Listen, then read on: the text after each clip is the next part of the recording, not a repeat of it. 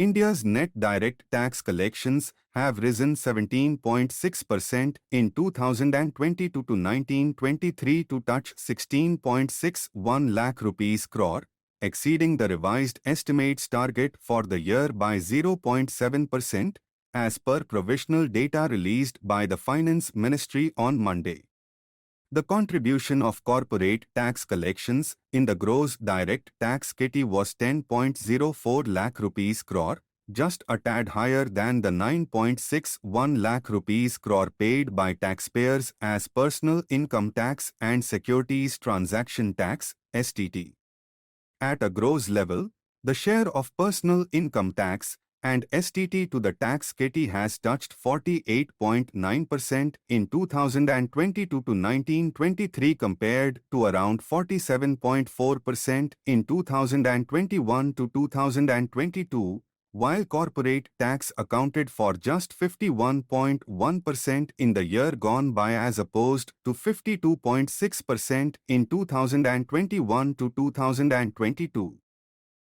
Continuing the military-to-military engagement, the Air Forces of India and the US are set to conduct the COPE India exercise from April 10 to 21 at the Kalaikunda Air Base in West Bengal, with Japan as an observer. The exercise will see intense air maneuvers aimed at improving interoperability, a defense source said. The India-US bilateral Malabar naval exercise became trilateral with the addition of Japan in 2015 and further brought in all the Quad partners together with the inclusion of Australia in 2020.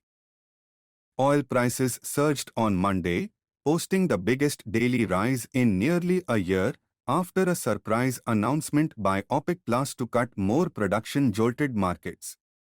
Brent crude was trading at $84.22 a barrel by 0900 GMT, up $4.33 or 5.4% after touching the highest in a month at $86.44 earlier in the session. Parliament cleared the Competition Amendment Bill 2023 on Monday, paving the way for the government to enact some significant changes to the country's antitrust regime, including swifter clearances for mergers and acquisitions, M&As. The law also mandates that firms penalized by the Competition Commission of India (CCI) must fork out at least 25% of the penalties levied on them. To make approvals for combinations, M&As, time-bound and quicker, the bill cuts the overall time limit for assessment to 150 days from 210 days. Three ways of pricing carbon are the establishment of a carbon tax domestically, as in Korea and Singapore, the use of an emissions trading system, ETS, as in the European Union, EU, and China, and the application of an import tariff on the carbon content, as the EU is proposing. Some 46 countries price carbon, although covering only 30% of global greenhouse gas (GHG) emissions and at an average price of only $6 a ton of carbon, a fraction of the estimated harm from the pollution. India could find a carbon tax appealing as it can directly discourage fossil fuels, while raising revenues which can be invested in cleaner sources of energy or used to protect vulnerable consumers. It could replace the more inefficient scheme of petroleum taxes, which are not directly aimed at emissions. The EU excludes transport, where higher costs would have been passed on to consumers directly. Singapore provides vouchers for consumers hit by utility price rise, and California uses proceeds from the sales of carbon permits partly to subsidize purchases of electric cars. Some make a case for exempting emission-intensive trade-exposed enterprises from the carbon tax, but output-based rebates would be superior ways of doing the same.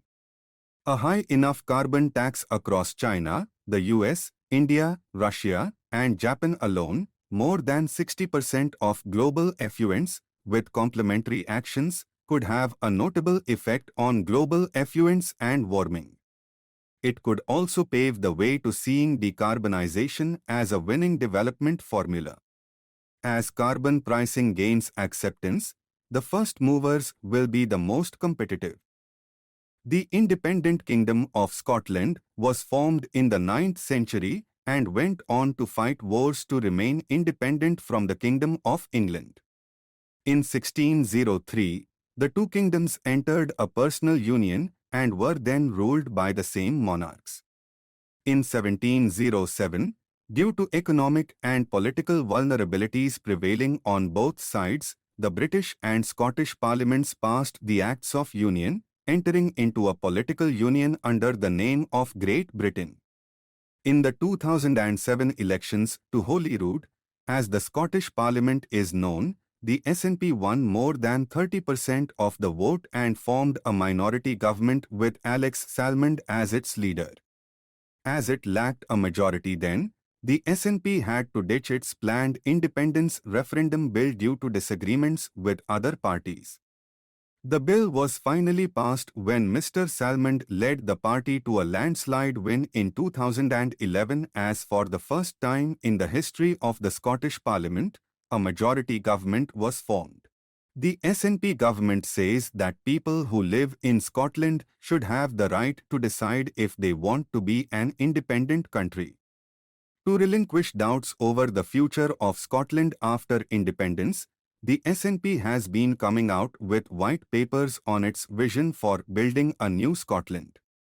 It currently gets a block grant from the British government for a large part of its annual expenditure, which it plans to substitute with oil revenues from the North Sea once it gets independence. It says that instead of using the North Sea oil revenues to invest in future generations, the UK is using them to fund its current expenses, which undermines the interests of Scots.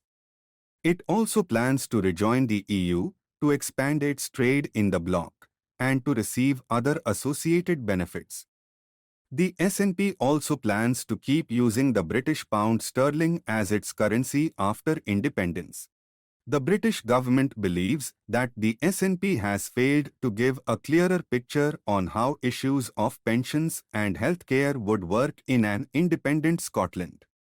It has also warned Scotland that if it rejoins the EU, it would lead to the creation of a hard border between Scotland and Britain. Before the 2014 referendum, the Economic Affairs Committee of Westminster had highlighted that the retaining of the sterling as Scottish currency would be problematic, as the Monetary Policy Committee of the Bank of England, which forms policy for the UK, could not entertain the interests of a separate country. The petitioner contended that an MP or an MLA who has either been disqualified from the House under the 10th Schedule, Anti-Defection Law, or under Article 191(1)(e) of the Constitution should be barred from contesting elections for 5 years. The EC is vested with the authority of superintendence, direction, and control of elections for the conduct of elections to Parliament, state legislatures, and the offices of the President and the Vice President. The PMSB Nidhi is a microcredit scheme which was launched in 2020 to provide hand-holding support to street vendors to tide over the pandemic-induced economic stress. It facilitates collateral-free loans of 10,000 rupees, with subsequent loans of 20,000 rupees and 50,000 rupees with 7% interest subsidy.